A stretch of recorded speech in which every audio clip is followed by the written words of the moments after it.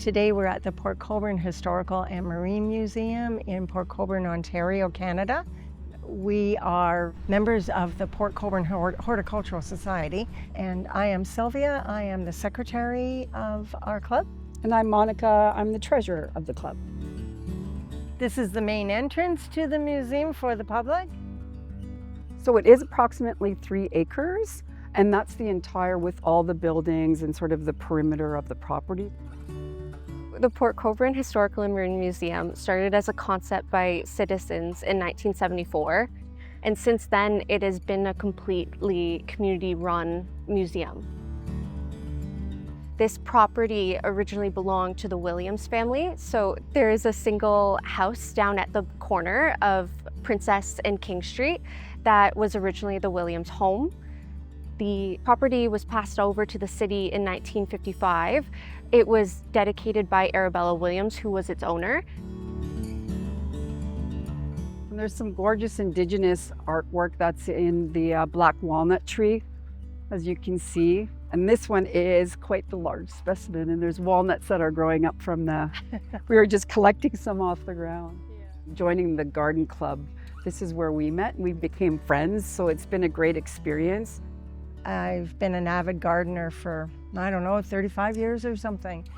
I think I've been gardening for 40 years as well, inside and outside, right? So it's been something that I've been passionate about, and yes, just makes us happy. Yeah.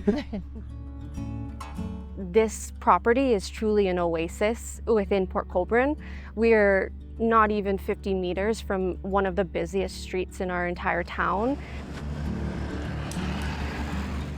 These are some of the gardens that we as a club maintain. The phlox are blooming, which is a little early, but they are growing quite nicely.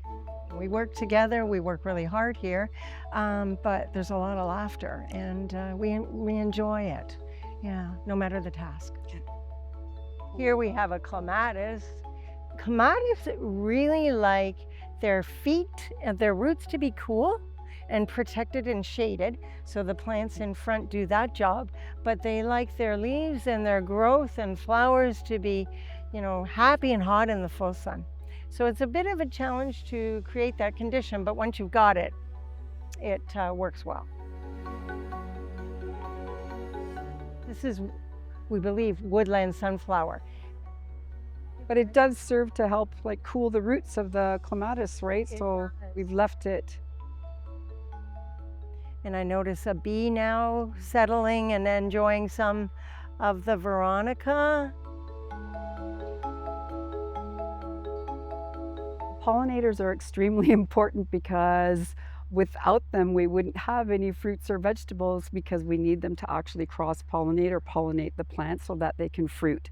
So that's really why it's very important to have them critical. around. I think species across the planet would not survive. So you need pollination for absolutely every existence in life. So really focusing on flowers that are open and easy to access by any of the pollinators is really, really critical for good pollination. For sure. This is Mrs. Shirk's cabin. So it is pretty critical to the heritage part of the museum. Directly behind me is the Shirk log house.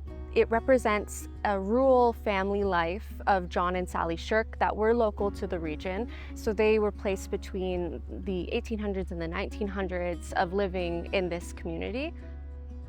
As we enter, the border has quite a few species of flowers in there. So that's Joe-Pye Weed.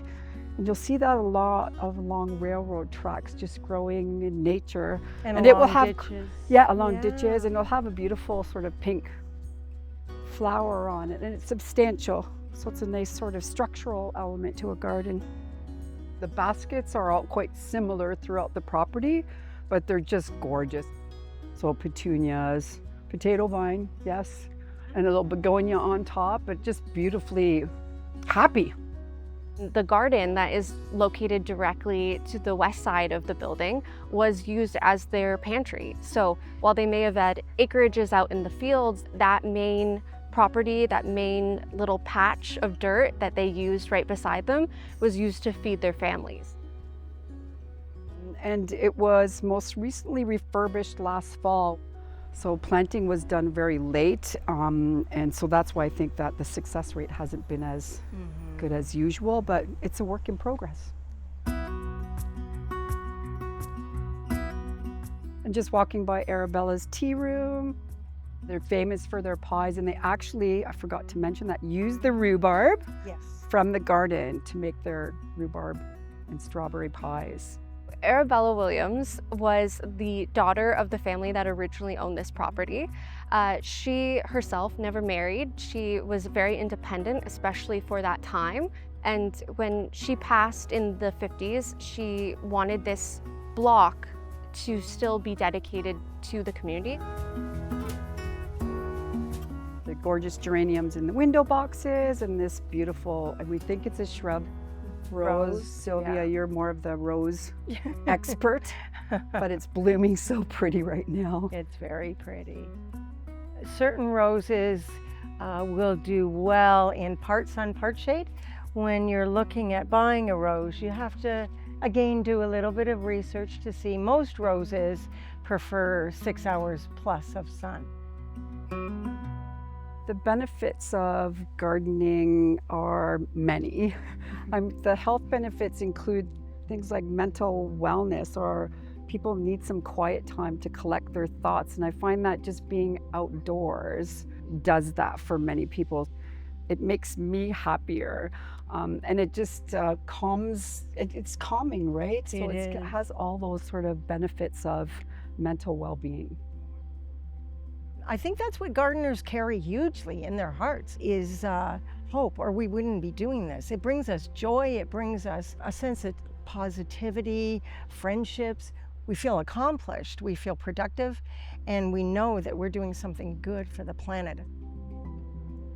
I always say if you've moved to Port Colborne, come here, because you're gonna be able to meet people into any aspect of something you're interested in and get involved in a place that is so positive and welcoming. Thank you for watching this episode of Sometime in the Garden. To join in on the conversation, click like and subscribe.